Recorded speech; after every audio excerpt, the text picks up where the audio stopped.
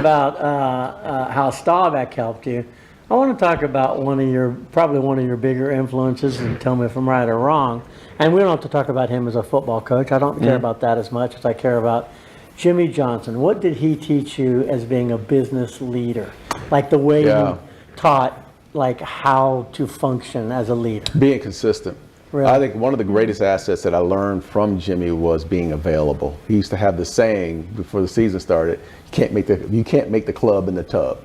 Meaning if you were hurt all the time. I've never heard that. You can't make the club in the tub. Meaning if you're hurt all the time and you're in the hot in the hot water all the time trying to get your body right and you're not out there practicing, and you're not available, then you don't mean anything to the team. You're not an asset to the team. That's harsh. Right? So that has really been life-changing for me, is in the fact of if you just show up, even if it's in football, if it's in business, if you just show up every day consistently, good things will happen. Yeah. And people will recognize that you are a consistent player, whatever you're doing. So that's one of the things I've always carried on. If I tell you I'm going to be there, I'm going to be there.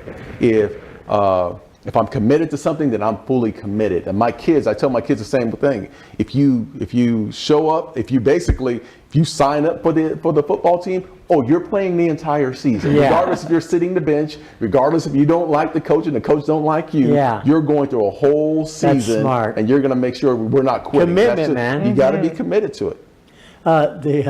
Was he the best psychologist ever? Oh, absolutely. But he was the toughest. What would he do? Like, what was his? He'd cut you. That's what he would do. That's what he would do. Did he talk about every? You gotta commit, but then he has the control. He never talked about cutting you. No.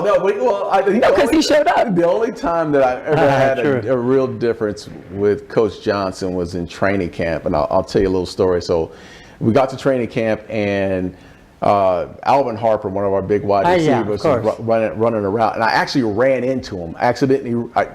I hit him, but I didn't mean to hit him as hard as I did. And he was on the ground, and then there was a big fight that broke out at training camp, like most training camps do. Yeah.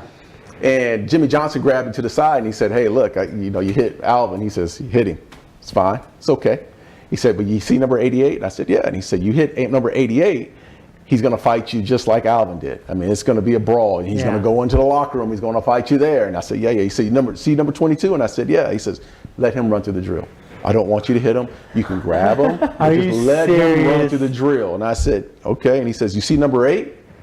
And I said, "Yeah, I see number 8." He says, "You hit him, I will cut your ass." And that, to me, they just showed me the pecking order one. It was the realization of you better stay away from these three guys. Oh, that's great. That's awesome. I love it.